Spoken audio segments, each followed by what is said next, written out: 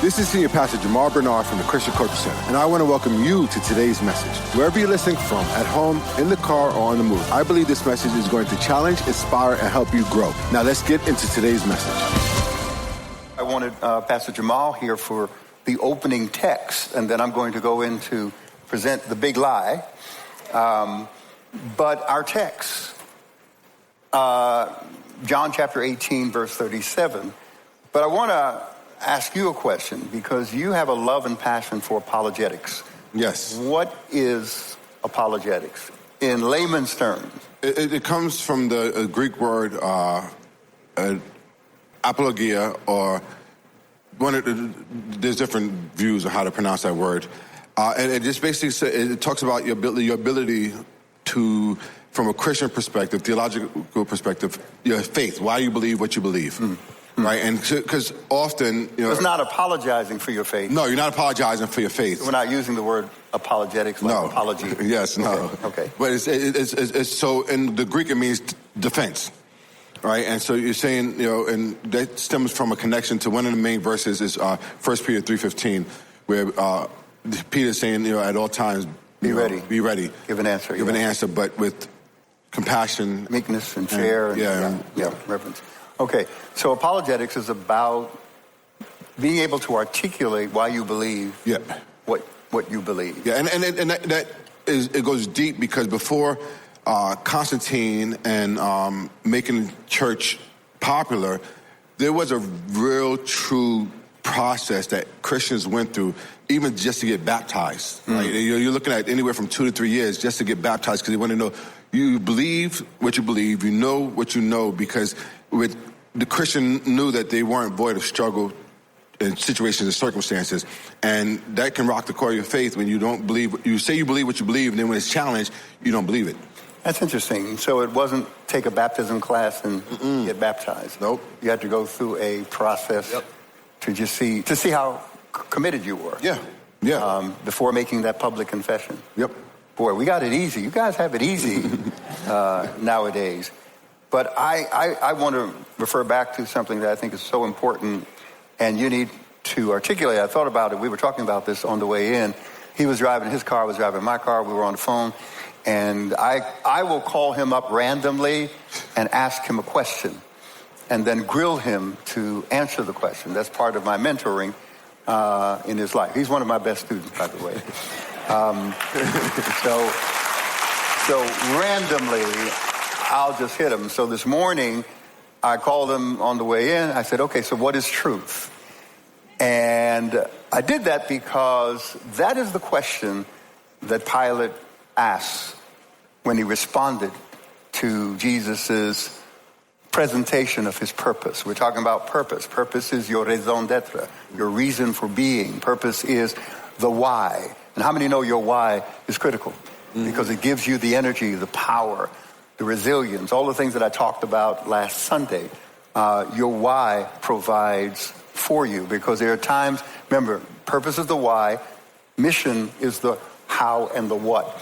And the what and how can wear you out. And if you're not sure about the why, why I'm doing this, why this is important to me, all right, you can burn out. You can be worn out by the what you do and the how you do. So purpose is critical. All right, that's the thing that is broad, it is enduring, and it really fuels you in times when you're physically, mentally fatigued by the what and the how. So purpose is critical. Knowing your purpose. And we talked about purpose and the power of purpose and the reason why it's important for us to clearly articulate your purpose. And that's a process that you go through. Your purpose, which is your why, basically remains constant. But how you articulate it over time, you go through a process towards clarifying your purpose.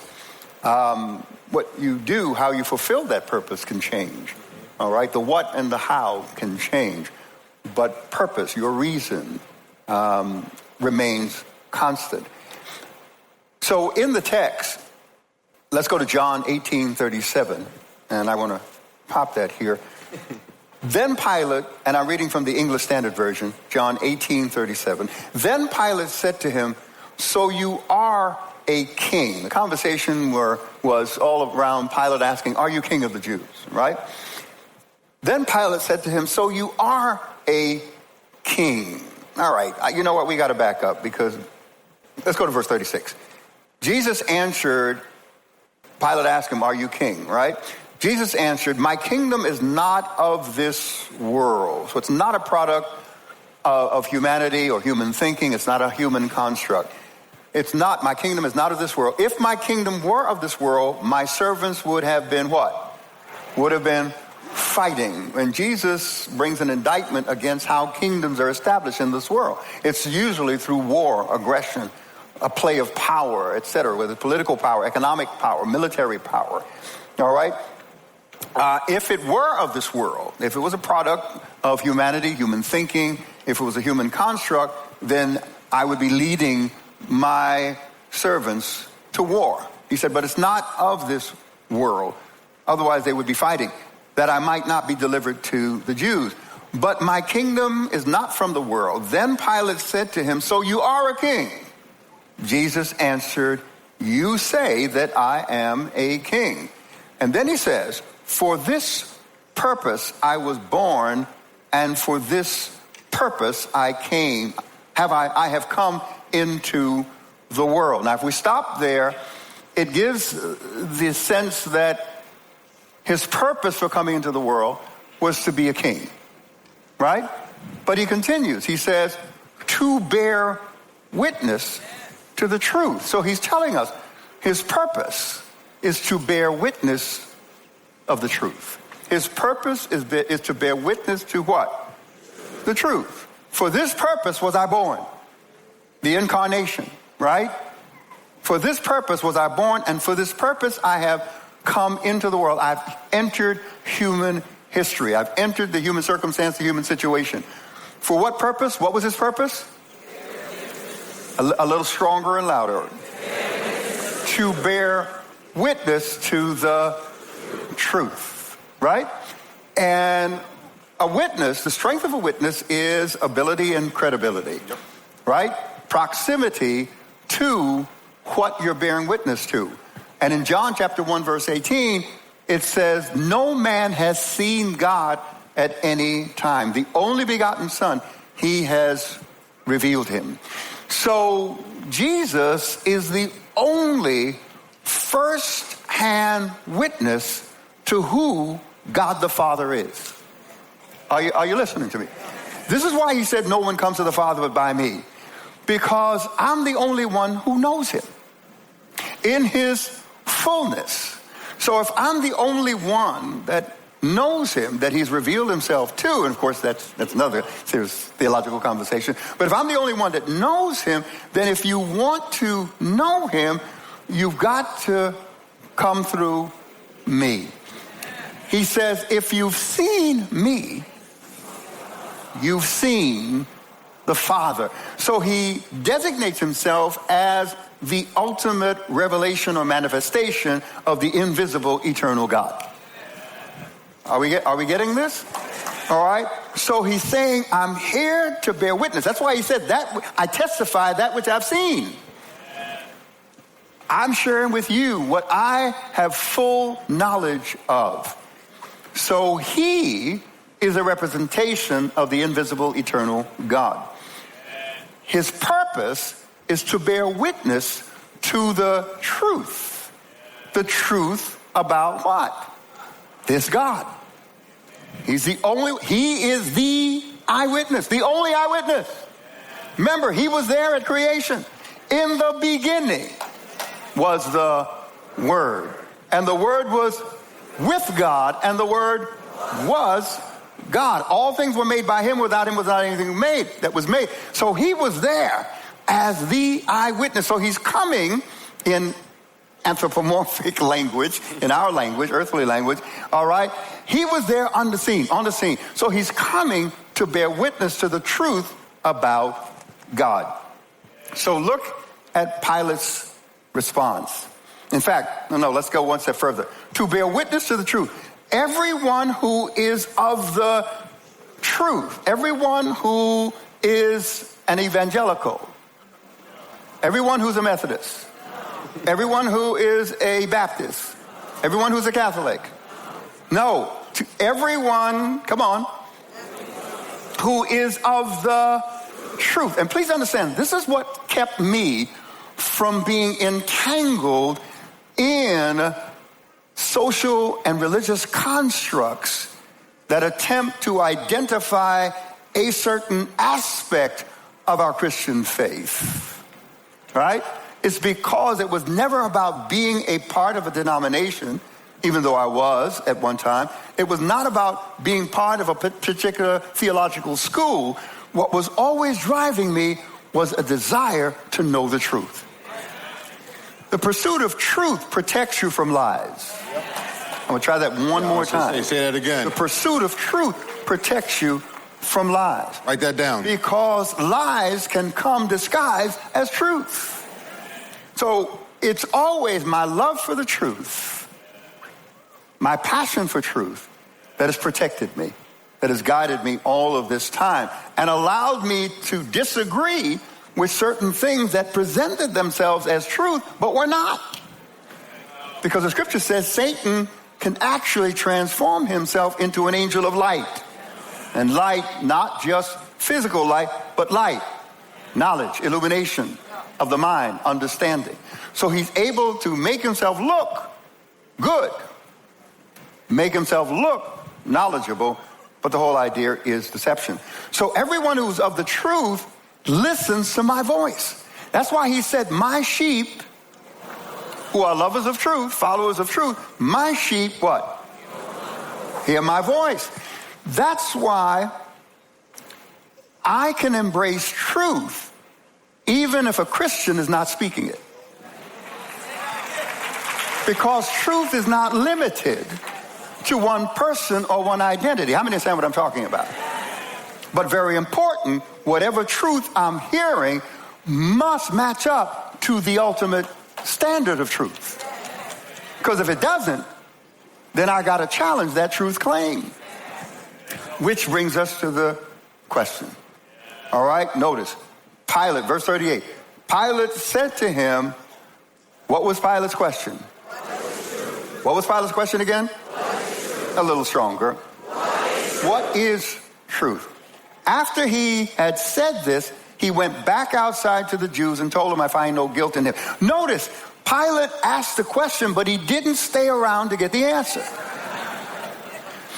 Which means he's expressing an attitude of doubt as to whether truth really exists.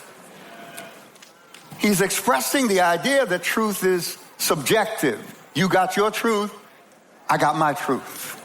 Right? But there's a problem with that.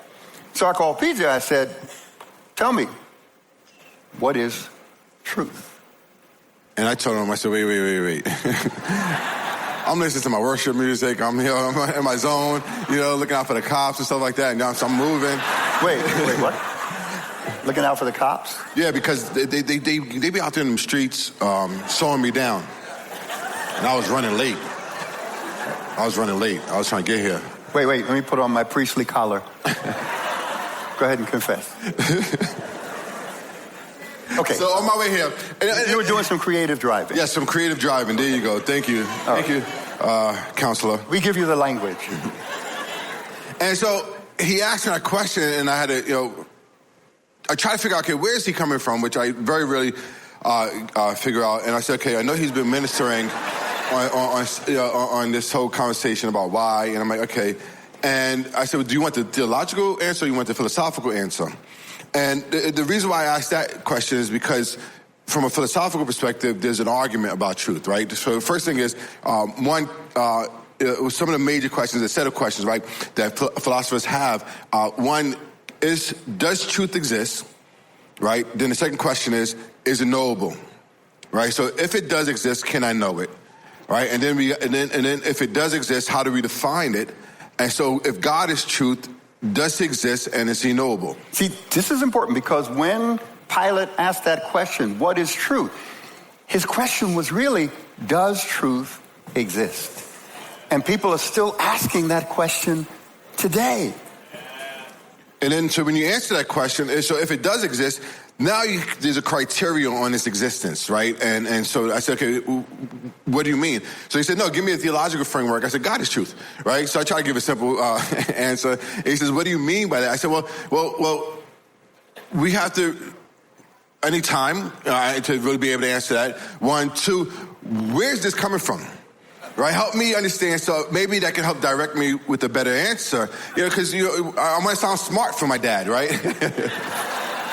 Because I study all this stuff, and then I'm like, okay, so where are you coming from? This? So he said, he gave this text, and I said, well, I believe that he's answering that there is a reality that we live as individuals, right? So and truth is laid, because then you go from a cosmic expression of this whole idea, the grand idea of this thing called truth, down to my little bitty, personal experience of reality and truth. And I said, so are you talking about that? He says, you're going somewhere. He said, but use a frame. I said, well, then you're talking about ultimate reality, right? And he said, that's it. I said, yeah. And then he asked me, is it subjective or objective? I said, well, ultimately, it's objective. And somebody said, so what is the difference between subjective and objective? Subjective is based on how you feel.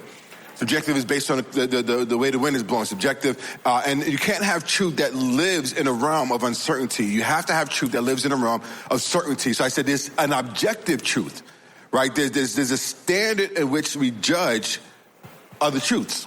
And so this is our conversation. He said, well, put it in layman's terms. I said, layman's terms? I don't know how to put that in layman's terms. He said, so I'll help you. Right, and so this is what we came up with, and this is what he came up with, but I'm saying we. So the truth is... All right, so the question is, what is truth? Right, yes, yeah. Truth is, one statement, 2 words. Truth is ultimate reality. Ultimate, okay. Yep. Are you all getting this down? Because you're going to use this. Because from a philosophical perspective, once you land that there truth does exist, truth has to be true for all people, at all times, in all places.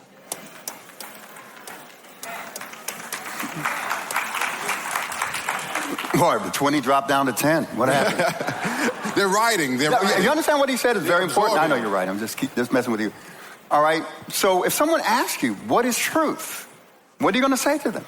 You got to respond, because they're asking the same question. And Pilate asked it in a way that was very sarcastic and even dismissive. Like, he's Jesus, talking about truth, but is there truth? Does truth really exist?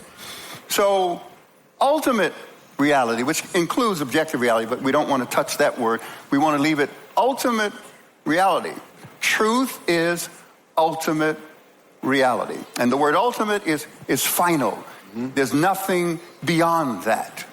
All right? So ultimate reality sets the standard. Yes. All right? It sets the standard. It is the highest standard of reality. Ultimate reality is the highest standard of reality. This is what we're saying here. All right, so... Why is that so significant? Because the laws of logic stem from this standard, right? And somebody said, well, what's the laws of logic? Basically, A can't be B at the same time. It's either A or B.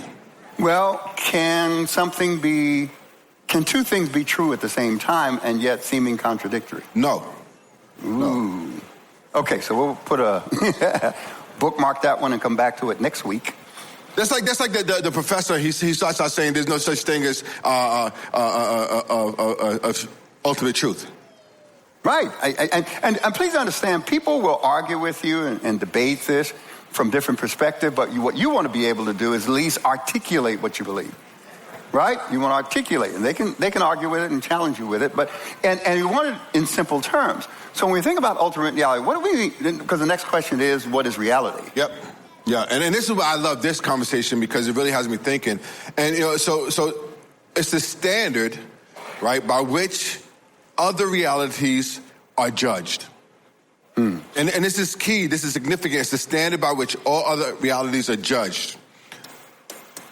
And why is that so key? Because there's certain things that you feel is a part of your reality that doesn't necessarily fit into another person's reality. And therefore, that's where the whole idea of my truth is my truth and your truth is your truth. But something has to judge the reality in which you're living in. And so there's a standard that's created in which your reality is judged. This is very important, all right? Because when Jesus said in John 14:6, I am a truth, a way, and a life. Y'all better correct me. In John 14:6, Jesus says, I am the, which means he was placing himself and the truth that he represents above all other truth claims. No matter what claim to truth you offer, he is ultimate. He is the highest level. All right, and you'll understand it as we go into a continued definition of this. So when Jesus says, I am the truth, the truth, and the life, he's saying about truth that I am the standard by which all other realities are judged. I am the standard by which all other truth claims are judged. So if you present something to me that you claim to be true, I'm going to take what you claim and I'm going to put it against the standard. And if it doesn't measure up to the standard, then I cannot accept that as truth. I cannot accept that as reality. And that's why I made this statement about this standard of truth. You're setting the standard for the laws of logic is because you're starting to see a lot of illogical, irrational ideologies out there that's being accepted because they try to get rid of the standard in which we use to judge all these other truths, and now these lies can go flying through with no problem. Yeah. And there are many areas in our society, with the culture, that this comes into play, especially around identity. Identity. Can I decide that I am something other than what you see me am, if I can use that kind of language? Are you with me? All right, let's go. I'm ready for this. The physical expression. I'm here for it. I'm here for it. Here for this, okay? Yes, all of it. Okay. Yes. All right. Of course. So if I am born male, yes, or if I'm born female, all right, now there's an expression of a certain reality. Correct? Yep. Which is being judged physically by my physical makeup, which is very, very important. My DNA, my genetic structure, right? The fact that, one has an ovary and one doesn't. Evidently, there was some purpose involved with that.